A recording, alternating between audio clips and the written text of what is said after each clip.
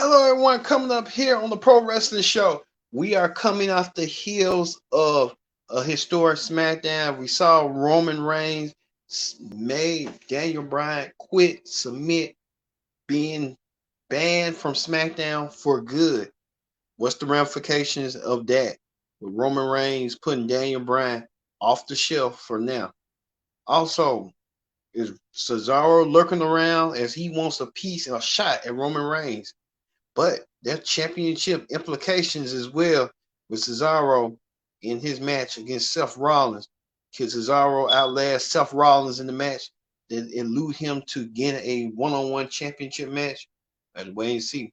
Also, we see the return of Jimmy Uso. Jimmy Uso returns, one half of the Uso brothers. He comes back with his own brother Jay. Jimmy kind of a little bit elated, but Jimmy wants divided loyalties, and you know what I mean. That he wants his brother Jay to stand up on his own 2 feet and don't have to be tied to sign with Universal Champion Roman Reigns. Is this family feud about to come to a head again? Oh God, here we go again. And we see a throwback edition of SmackDown. As you see this throwback face right here, yeah, player. Ted Long returns. Ted Long, former general manager of SmackDown, returns for one night only, become an authority figure. And you see right here, it's the same SmackDown stage, but it's a throwback edition. So they had to use the throwback, the Federation days again. And we talk about hot topics. We talk about blood and guts, the pinnacle. The pinnacle, MJF's stable consists of FTR, Warlow, Ted Blanchard, and Sean Spears emerged victorious. Also with that little symbol, little thing, but they also emerged victorious in the ratings. They are achieved number one status throughout the whole time. Now that Wednesday night, we'll get to that. It's MJF and the Pinnacle emerged from that war game style blood and guts matchup. And more wrestling news. All this and more when the Pro Wrestling Show, the Pro Wrestling Show starts. When we present the SmackDown report, and it starts after this.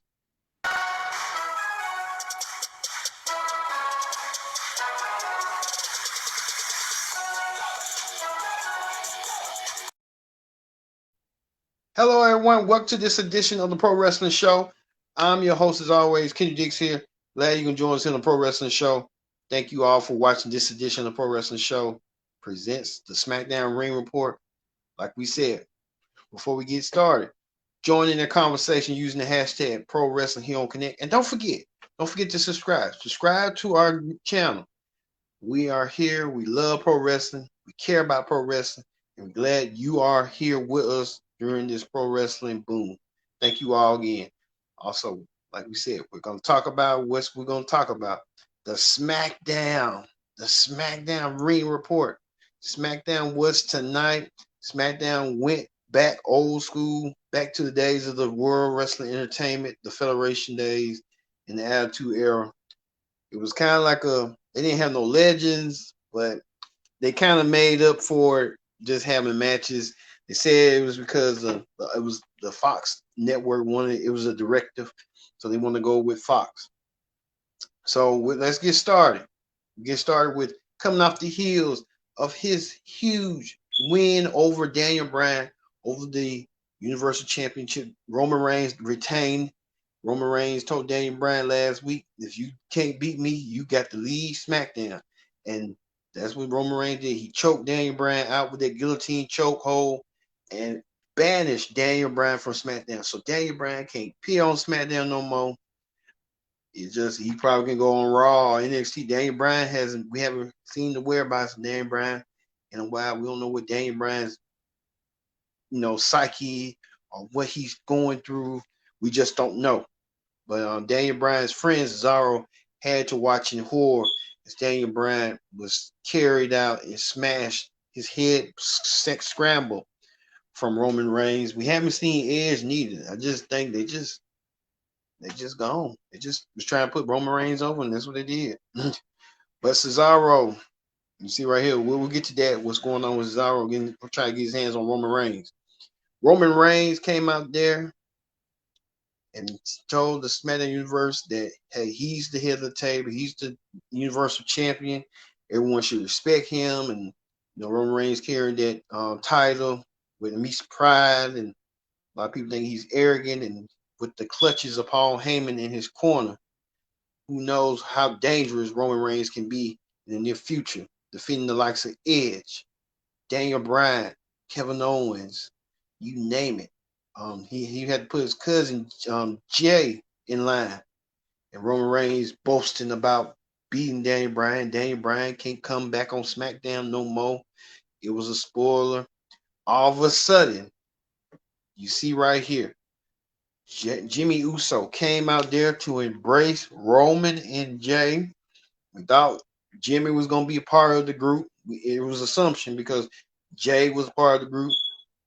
Well, like I said, it became that way. You see right here, Roman and Jimmy, doing that dap. And you see right here, he's trying to embrace his brother. And like I said, everything really didn't come to play when we did what we thought. But we'll get to that later on in the show. Cesaro came out there and talked about he wanted a shot at the Universal title. Cesaro, I think Roman said, "Hey, you don't deserve a title match. You ain't in my league." And Cesaro got angry. And next thing you know, Cesaro said, "After I get done, Seth Rollins, I'm coming for you." And Seth Rollins attacked him and blindsided him. You see right here the Uso brothers watching attentively at ringside, trying to keep a close eye on this match. Now, it was a stipulation added that general manager for the night, Teddy Long, former general manager of SmackDown, made and said that if due to Adam Pearce, if Cesaro beats Seth Rollins, he gets a championship match at Backlash against Roman Reigns. So Cesaro had to put all the stops in this WrestleMania rematch. What an amazing WrestleMania rematch it was. You recall WrestleMania, that amazing match that Cesaro and Seth Rollins had. Cesaro did that swing, and I guess I was kind of like waiting for 10 years when he's going to do the swing. Now he finally did it. Cesaro, Seth Rollins right here delivering a suplex on Seth Rollins right here. Next thing you know, Cesaro trying to nail shot Seth Rollins, trying to give him that forearm shot. Cesaro also placed Seth Rollins right here in the sharpshooter, trying to make the man tap. Cesaro want that world title. He can grasp it. He grasped that opportunity of a lifetime, being the world champion of SmackDown. But he had to get through Seth Rollins to do so. And Cesaro hit the neutralizer right here. He delivered the neutralizer and got the 1, 2, 3. And Cesaro is now your new number one contender for the Universal Championship. Like I said, he will meet Roman Reigns at Backlash, at WrestleMania Backlash. Why you just can't say Backlash? Why can't I say WrestleMania Backlash? But at WrestleMania Backlash, these two will meet for the Universal title. I just hope Cesaro knows what he's doing in this match. And can you see Cesaro become Universal Champion in 2021? It's a possibility. He has that momentum. He had that Seth Rollins momentum, but could we see a trilogy of matches between Cesaro and Roman Reigns going forward? So, it's a possibility. But Seth Rollins came at the losing end of the match and wanted to blame the Uso brothers for costing him his match, and said that I'm gonna go to Roman, and he had a little few chat words with Roman. Roman said that I'll take care of my family. You need to stick out of it. But can you see Seth Rollins turning face and joining forces with Cesaro and have that mutual respect for Cesaro? It could happen. It's a possibility. And you see right here, the Uso brothers are at war against each other because Jimmy's coming back, and he's trying to tell Jay that you're better than this. You should be better than this. You should not be following orders from Roman. You should be able to do your own thing and do the thing you want to do. And I think Jay was taken aback for a minute and didn't know what to think. And you see right here Cesaro with a smile on his face. He might be on the road, but only time will tell on that. And we'll get to the little family summit that they had at the end of the show later on. Also, the returning sexy Carmella returned. I was so glad Carmella returned. Carmella returned to action. Carmella has been absent for a long time. Carmella came back with her own outfit with dollar signs. She went against Ruby Riott. Now, this match was a good match to showcase Carmella and showcase a little bit of Ruby, but it was really to put Carmella over. Ruby Riott trying to do shoulder blocks, trying to take Carmella down. Carmella right here kicks Ruby Riott in her face, and Carmella used the code of silence, her submission maneuver, to make Ruby Riott tap out. You know, Ruby Riott quite a losing streak, but she's putting folks over. Same way with Carmella when she was with Reginald. I guess Carmella don't need Reginald, so you know how that floats your boat and stuff. Also, the challenger for the SmackDown Women's Championship, Bayley. You see right here, the WWE Thunderdome turned into a retro style throwback edition of SmackDown.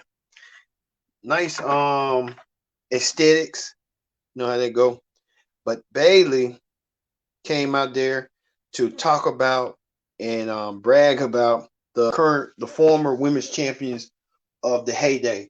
Bayley went through a whole list talking about Jacqueline, Trish Stratus, Lita, Medusa, any woman you can think of that paved the way for being women's champion. She even brought it up to the speed up to the current women's champion, Bianca Belair, who she'll meet at WrestleMania Backlash for the women's title. Bianca Belair and Bayley had a word of words. Bianca said she finally had enough of it, and she tagged Bayley and she drop kicked Bayley. Bayley didn't see that coming. I mean, she really did, but it was kind of like, wow, hilarious a little bit. But Bayley capitalized right here, trying to take Bianca's earrings off.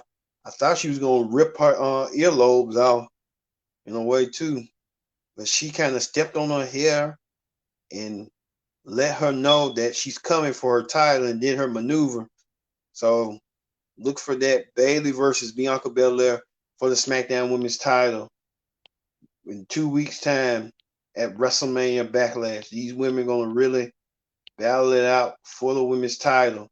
It's going to be a physical matchup. This is going to be Bianca Belair's first test as SmackDown Women's Champion. We haven't seen the whereabouts of Sasha Banks. Where's Sasha Banks? We don't know. Also, in tag team action, Rey Mysterio and Dominic looked to become the first father-son tag team to win tag team gold. Is it possible? We'll have to find out and see. As Rey was supposed to go against Dolph Ziggler. Dolph Ziggler with his tag team partner and fellow tag team champion Robert Roode. They call themselves the Dirty Dogs. And you see right the Dirty Dogs right here. But Dominic stepped in for his dad, Rey, and went on against Dolph Ziggler to show off. Good matchup between both of them.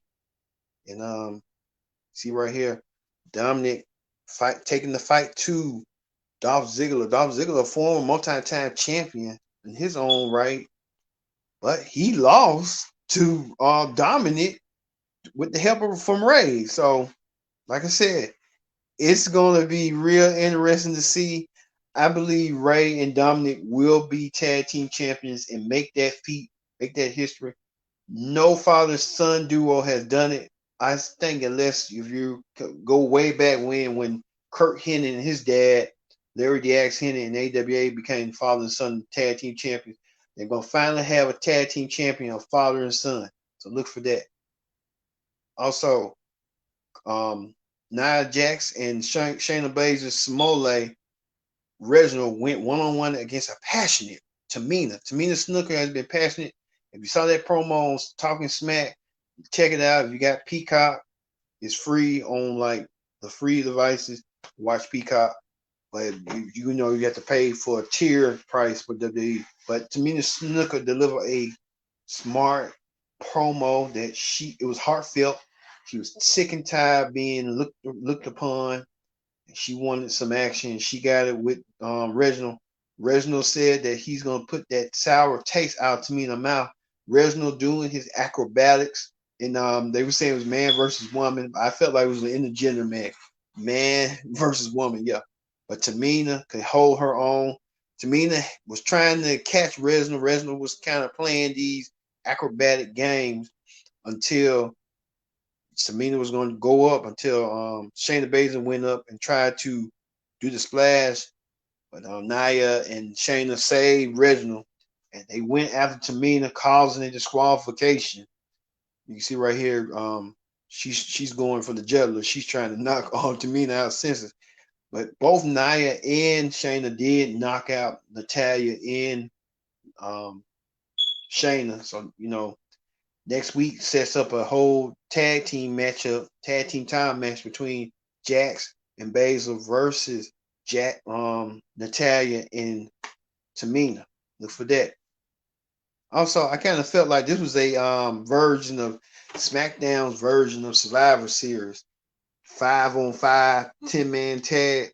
As Intercontinental Champion, Apollo Crews leads his team of King Corbin, Sami Zayn, Otis and Chad Gable against Big E team of the Street Profits. Who else? Shinsuke Nakamura. And were we missing somebody? Shinsuke Nakamura, Street Profits, Big E, the Street Profits, and Kevin Owens. Kevin Owens celebrate his birthday today. Right here, you see right here this huge 10-man tag team match. Good showcasing from all the men in this match. Shinsuke Nakamura even said he want the smoke. He went against King Corbin, a former colleague and stuff. And the good team lost, leading towards King Corbin defeating Shinsuke Nakamura. I mean, a lot of difference makers in this match, but hey, it is what it is. But Street Profits did great. Apollo Crews did great. Sami Zayn and Kevin Owens did great. King Corbin and Shinsuke did great. So, and Otis and Gabe, all of them did great. And even King Aziz was outside in the ring providing assistance. So you know how they go.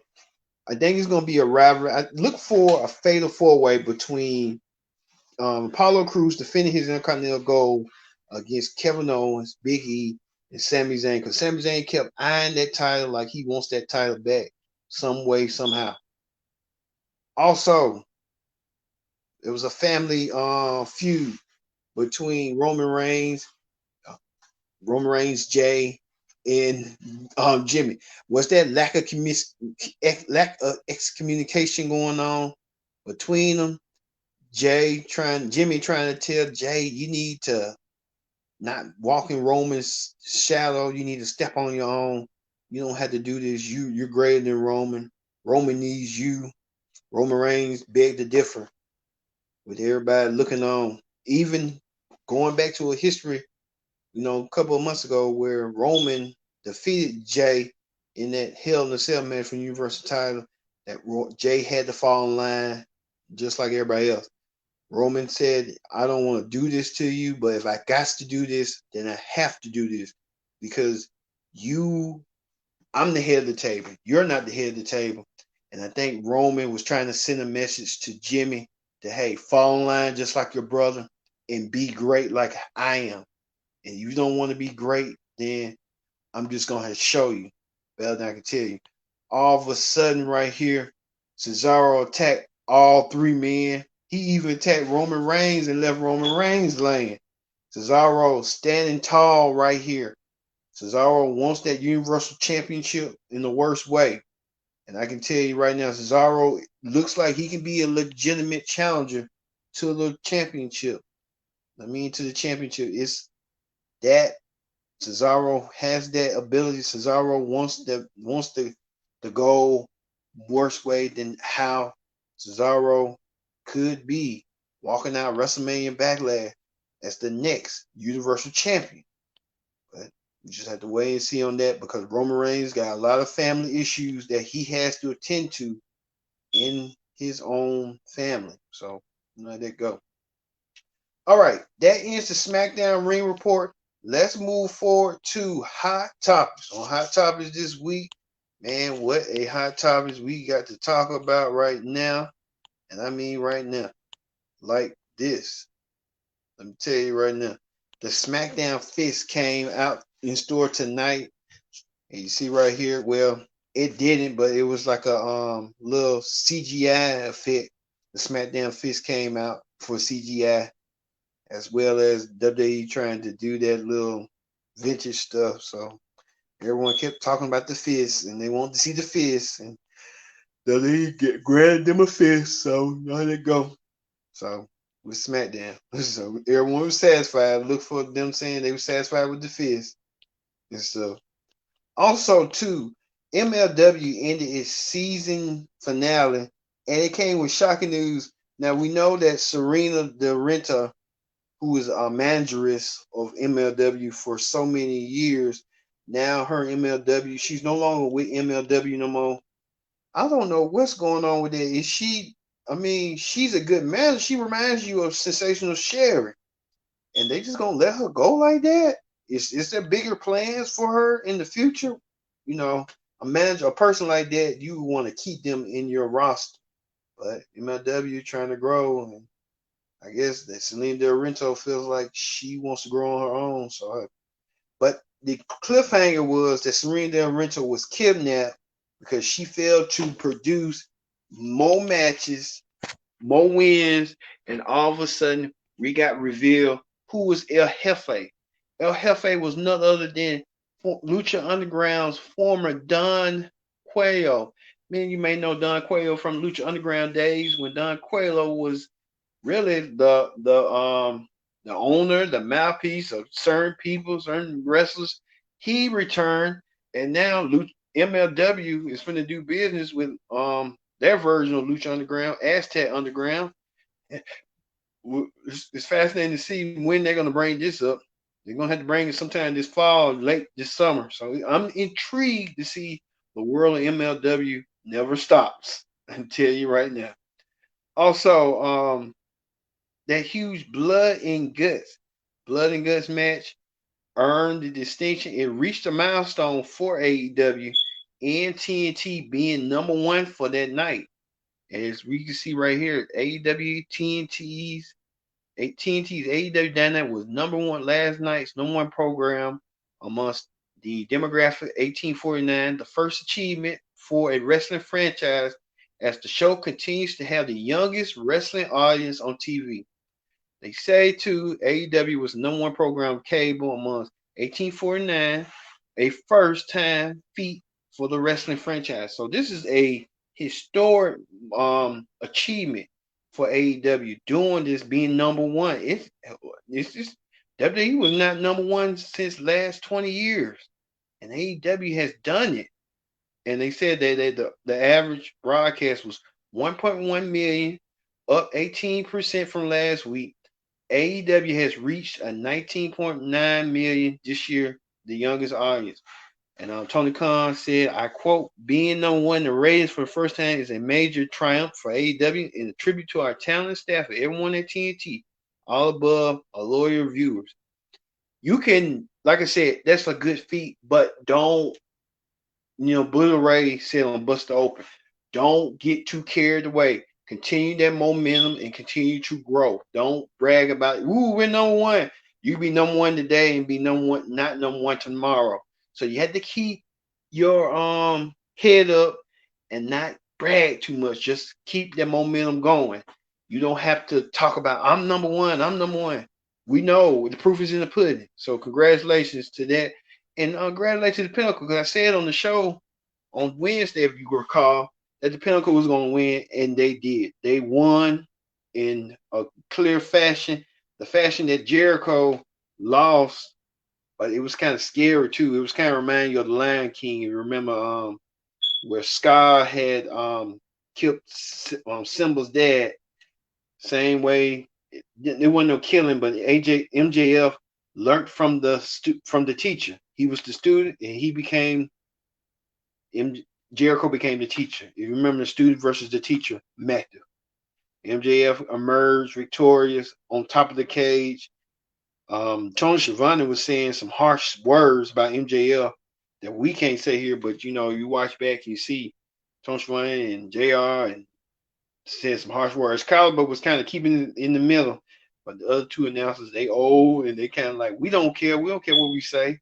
Hey, we don't care. They don't care. They in their little world, and they wrestling announcers. They deserve that distinction for long. But you got to also be careful what you say too, because you're on the FCC guidelines too. So got to be careful. And you see right here, Sammy Guevara showing pictures right here of him being bruised throughout that match. Woo, man! I know he can't. I know how he gonna have to heal up for that. Woo, God! I know everybody in that match had to hurt. Even FTI had bleed too. I think they just wanted to bleed because they saw Arn and Totally Black in the Day bleeding. So there you go. But congratulations, that feat for them. Also, Impact announced that they've re-signed Jordan Grace. Jordan Grace, former Knockouts champion and current Knockout Women's Tag champion. She has re-signed with the company. Jordan Grace likely to stay with Impact Wrestling throughout the next foreseeable future. Also, WWE has applied for Bash at the Beach. Now, I don't know what's going on with this, with WWE trying to navigate to get the Bash at the Beach. I know AEW was trying to secure the rights to the Bash at the Beach. Well, WWE applied for it, and it hasn't been told yet on what WWE is going to do with Bash at the Beach. I just hope they just don't take something that was so good at WCW and then they turn it and say, we're going to make it a special. They might do it for NXT. You know how they go. NXT's been taking a lot of WCW's words, trending words to, keep themselves different from WWE, Raw, SmackDown. But I think if AEW would have got it, I think AEW would have done best with it, because them being AEW on a Turner station and WCW was on Turner, it kind of gives them a instant credibility. And this week, when them reaching what they did with Blood and Guts, that was a mecca point right there for them doing what they did.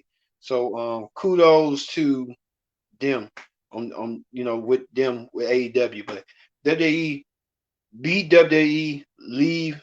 I tell AEW, hey, be different, be original. If you had WCW trademark, then do what you must.